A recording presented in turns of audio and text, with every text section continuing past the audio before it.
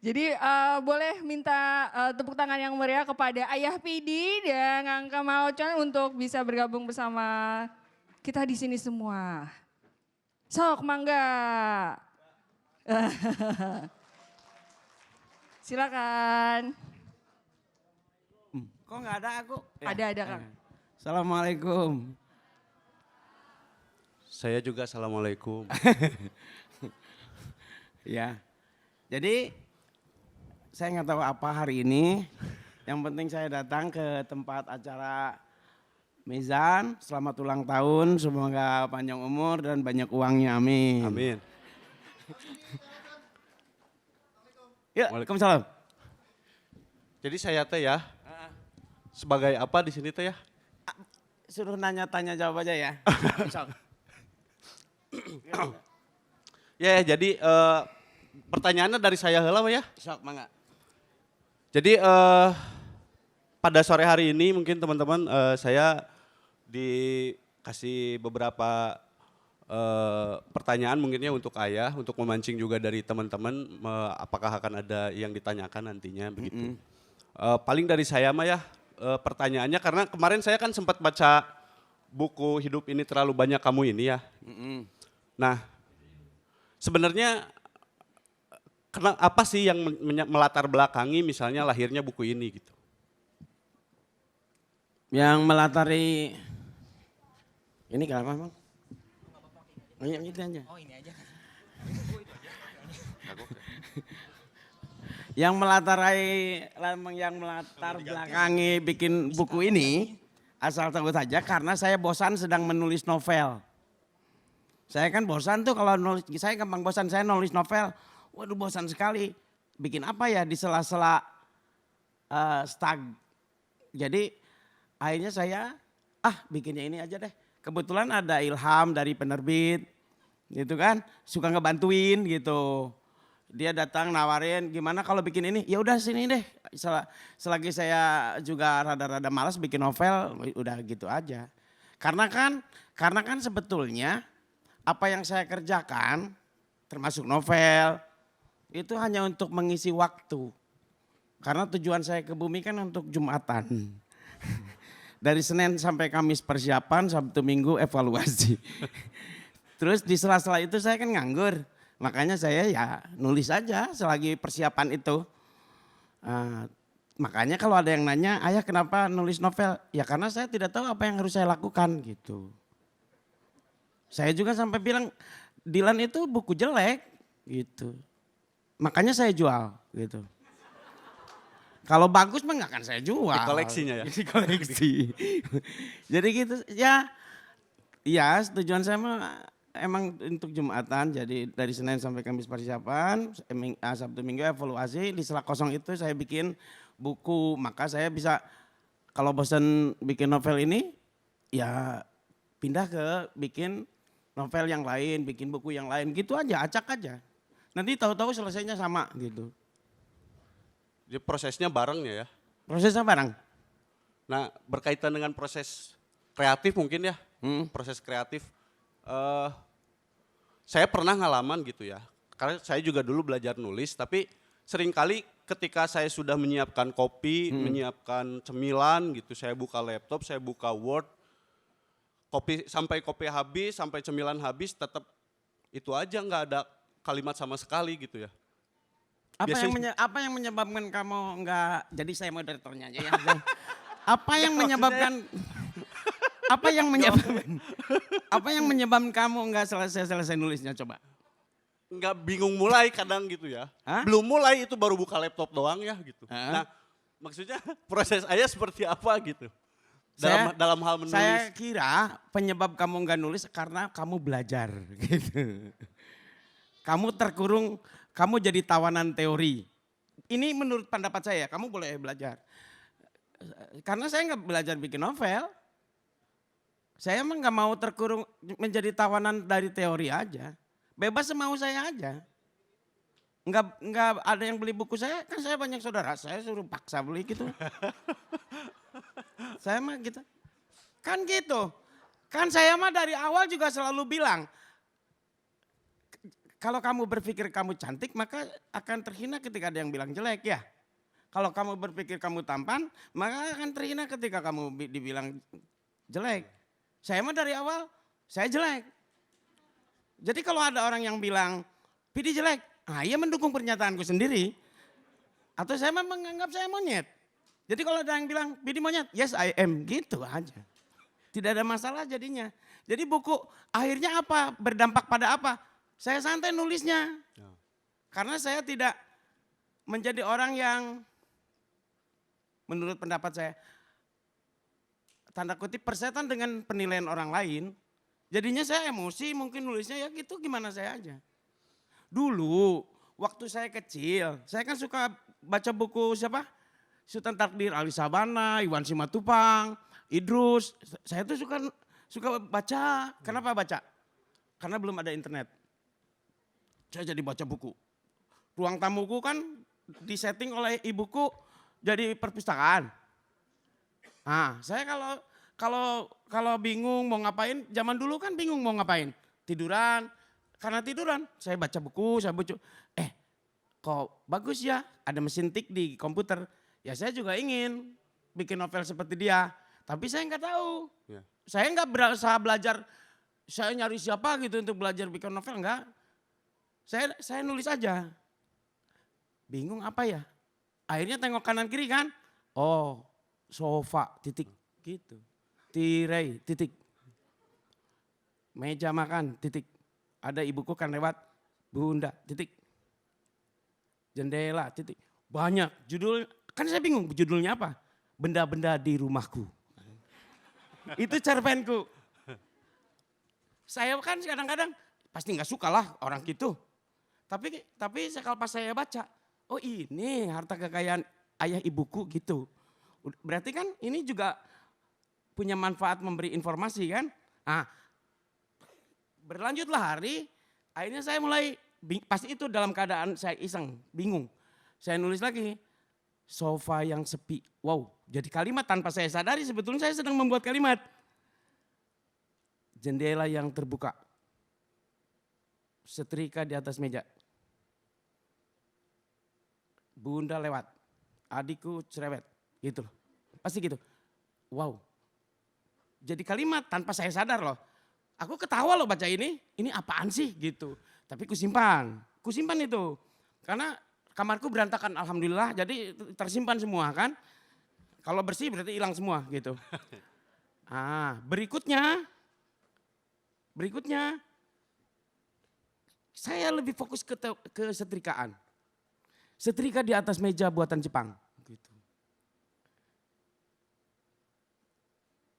Jepang harus berterima kasih kepada pembantuku. Karena tanpa dia hasil produksinya tidak akan pernah bekerja.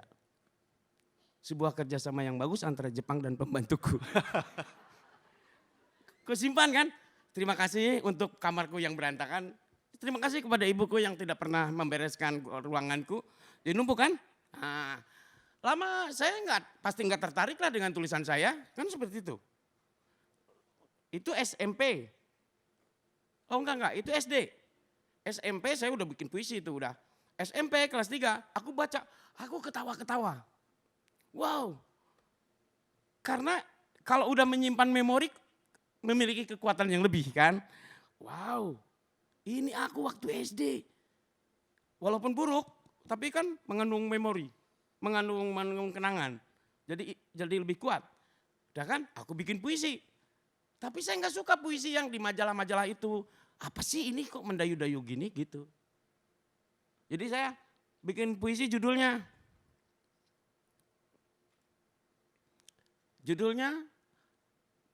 Aku memberi uang kepada pengemis, kemudian pengemis itu mendoakan aku. Isinya amin gitu. Itu puisiku. Udah ngaco-ngaco loh. Nggak tahu saya ngaco, jadi akhirnya bukan ngaco yang dipaksakan sebetulnya. Ngaco karena jahiliyah aja gitu. Jahil. Nah terus setelah itu udah saya main-main. Saya sebetulnya banyak mainnya. sebetulnya banyak mainnya ketika saya fokus membicarakan ini, sebetulnya lebih banyak main-mainnya dong, banyak pulang malam gitu. Udah itu sampailah saya tertanam di otak saya ingin jadi penulis sebetulnya, tapi nggak bisa, cuma gitu aja. Suatu hari saya jadi ilustrator Mijan kan, saya baca naskah penerbit Mijan. Kok? Karena saya dididik oleh ngaco-ngaco tulisan, maka dengan tulisan bagus tapi tertib, saya nggak nyaman gitu, ngerti nggak? Ngerti? Kamu kan baca cerita, saya kan nulis asal-asalan tuh. Tiba-tiba jadi ilustrator Mijan, untuk membuat ilustrasinya kan harus baca naskah. Naskahnya bagus, tapi tidak sesuai dengan frekuensi saya yang ngaco, gitu loh. Ya. Hah? Tanda kutip, aku nggak suka bukan berarti jelek dong. Nggak suka karena tidak sesuai frekuensi saya, gitu aja. Saya ngomong sama Bang Dul, saya deh yang bikin naskah, gitu. Sok bikin, lahirlah Drunken Monster. Saya nulis seenaknya, itu asli seenaknya. Seenaknya. Udah gitu kasihin ke Bang Dul kan. Tahu nggak? Diedit. Waduh, diedit. Hah? Kok tulisanku jadi baik gitu loh. Kok tulisanku jadi bagus? Aku tanya, Bang Dul kenapa? Bukan si Bang Dul, siapa ya? Kenapa tulisan saya jadi gini? Harus EYD. Lah, saya kan bukan manusia sempurna, nggak pantas menggunakan EYD, ejaan yang disempurnakan. Biarlah jadi saya aja. Enggak, pokoknya jangan terbit. Aku bilang gitu. Jangan terbit yang gitulah. Aku mah gaya bahasa aku aja. Mikir di rumah ya, apa alasannya ya untuk tetap pada posisi pada gayaku? Oh, aku ngomong gini. Jika ada 2 teks proklamasi, yang satu print out dengan tulisan dari komputer Arial Nero dikasih motif dan warna-warni, satu lagi secari kertas tulisan Soekarno dan itu coret-coret. Aku mau tanya, mana yang akan kau pilih? Tulisan Soekarno. Mana yang akan kau pilih? Apakah yang print out dengan Arial Nero tulisannya, motif warna-warni, dipigurain, atau saya cari kertas tulisan Soekarno, itu coret-coret lagi. Dia milih tulisan coret-coret itu. Apa? Ya otentik ya. Ya itulah saya gitu. Ya udah terbitin aja deh gitu. Ya gaya bahasa saya aja. Banyak yang dimiring-miringin. Karena kan gak sesuai negara apa ya? Indonesia, saya Indonesia yang baik kan gitu. Maaf saya hanya ingat Allah. Saya hanya ingat Allah sampai lupa Indonesia. Saya kalau gini, kalau suka bercanda, maaf saya mah lebih fokus ingat Allah sampai lupa sholat. Itu ada yang gitu. Itu bercanda-bercandaan saya, maaf para netizen seluruh Asia. Saya mah kadang-kadang juga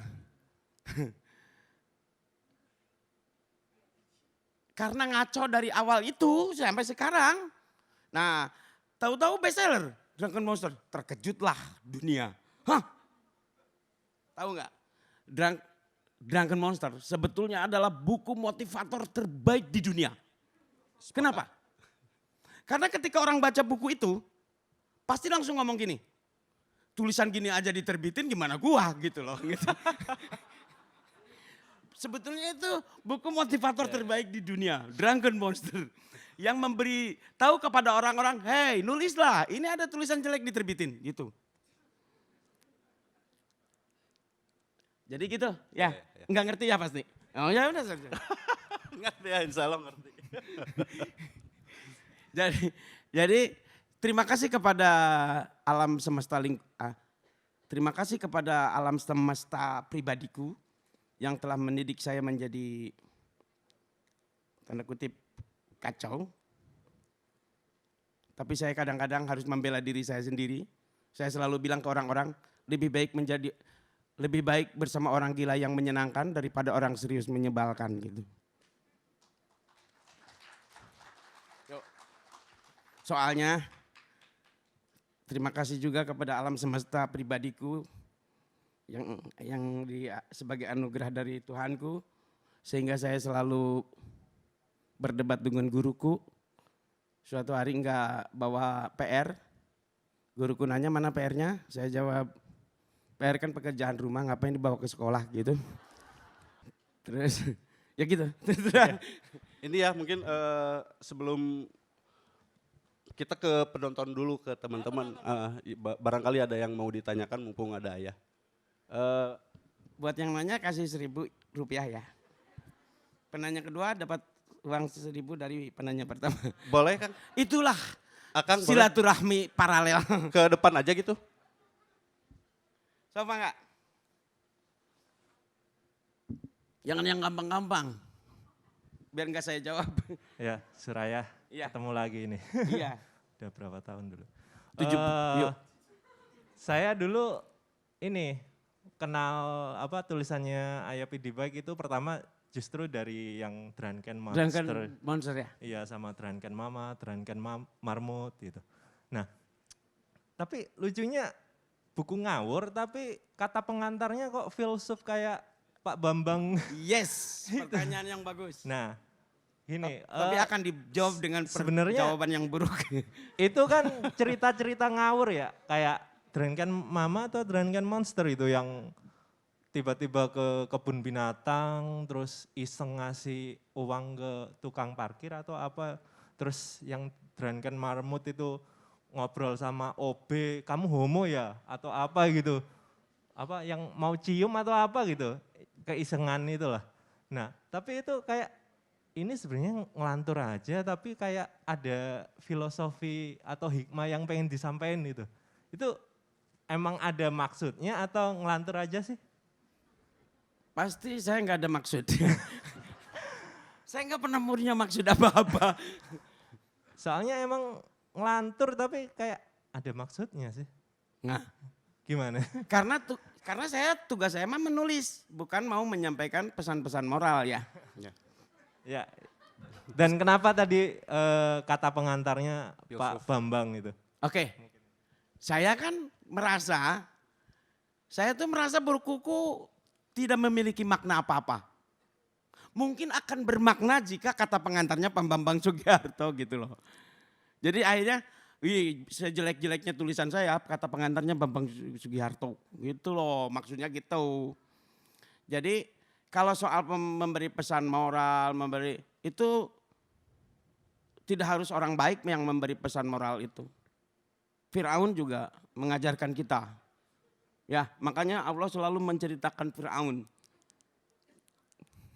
Karena mengajarkan kita untuk jangan seperti dia. Pemabuk adalah guru yang mengajarkan saya untuk ketika dia mabuk masuk comberan, dia seolah-olah bilang, jangan ikuti aku gitu. Ya, Firaun juga memberi pesan-pesan dengan perilakunya untuk jangan dilakukan. Kalau tetap dilakukan, Laut Merah menantimu gitu. Satu pertanyaan lagi ya. Sok, Anda lagi. Satu pertanyaan lagi mungkin dari teman-teman audiens sebelum kita nanti ke sesi Sesi berikutnya. ya. Yaitu tiba-tiba saya nulis Dilan. Dengan bahasa yang berbeda dari Drunken Monster. Wow. Kenapa coba? Karena saya membaca novel remaja. Saya tuh baca novel remaja. Baca novel remaja, oh gini novel remaja gitu loh. Oh ya udah. Aku bikin gaya dia tapi dengan cara berbeda gitu loh, ngerti ya?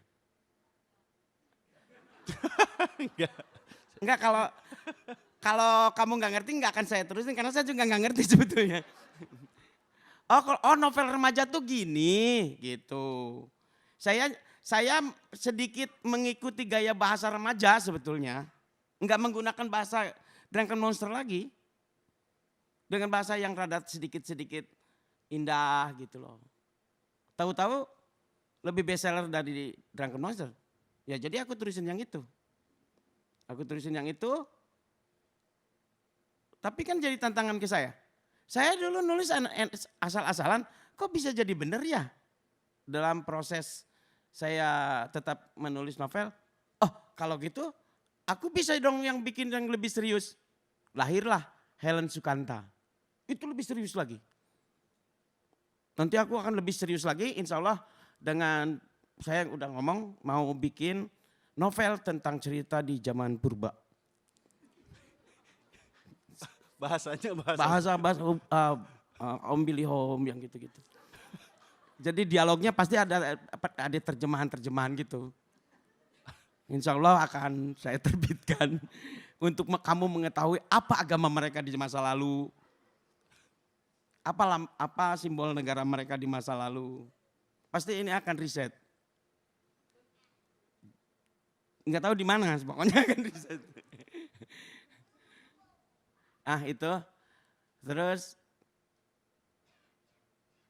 yang bisa saya katakan, itulah proses saya membuat novel. Saya tidak tahu bagaimana cara membuat novel, hanya guru bahasa Indonesia yang tahu, sayang mereka nggak mengerjakannya gitu. Langsung ke sesi. Kan nanya lagi. Oh ya, ada yang masih mau ditanyakan teman-teman? Mumpung masih ada waktu lah, satu pertanyaan lagi teman-teman. Oh iya. Yang yuk.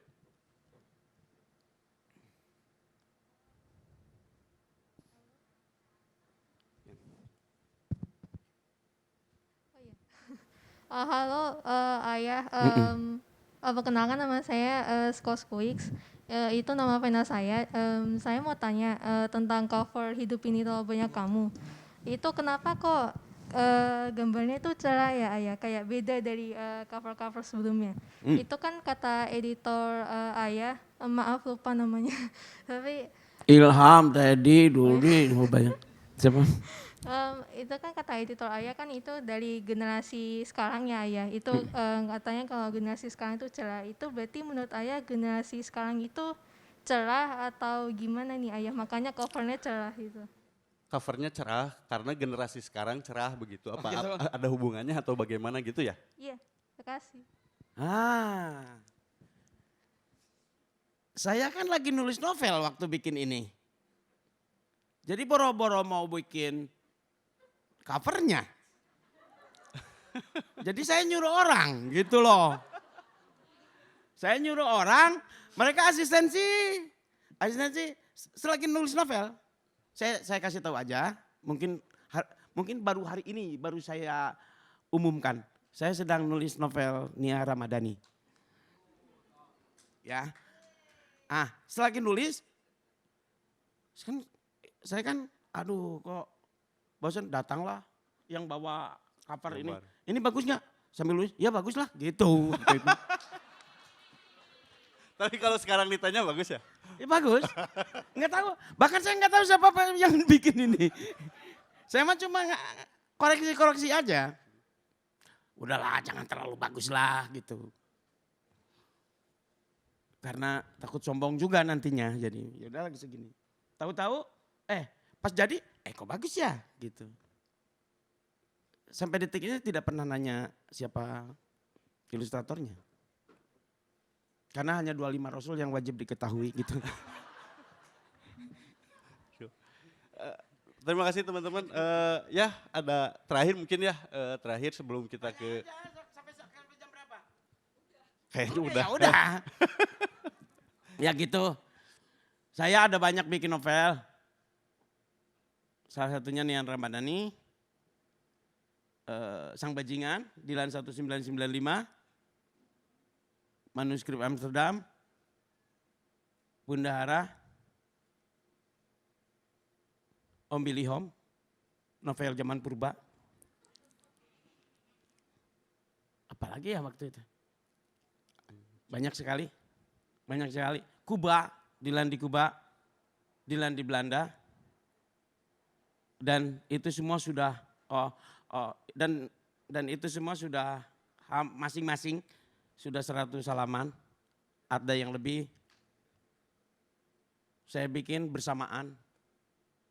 Kalau bosan di novel ini saya pindah gitu. Jadi saya seperti itu untuk mensiasati Kebosanan. di perjalanan saya bosan gitu.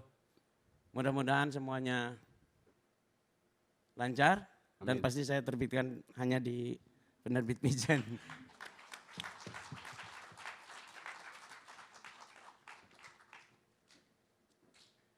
Mungkin tanda tangan, sesi tanda tangan buku Iya ya boleh. dari Kemarin ketua RT saya minta tanda tangan saya terkejut. Wah dia pembaca buku saya. Pas saya datang gotong royong ternyata itu. Jadi buat Ibu Sari Mutia, saya Om Mizan Pustaka. Iya boleh. Oh tanda tangannya nanti anak naik ke sini? Oh Ya tadi tuh saya udah kasih jawaban ya, bagus banget. Kenapa pakai cover ini? Kusi ayah mahnya. nggak ada yang bagus. Nggak ada yang bagus. Semuanya biasa aja. Oke, Hanya Allah yang lebih dari segala-galanya. Bahas Sari. Nah jadi dengan ditandatangannya poster ini kami resmi meluncurkan buku terbaru Ayah Pidi Baik, Hidup Ini Terlalu Banyak Kamu. Seperti yang tadi disampaikan oleh Kak Dita, bukunya bisa dipesan di belakang, dibeli di belakang. Ada. Dan nanti setelah ini, nanti ada sesi tanda tangan bukunya bagi teman-teman yang sudah punya bukunya.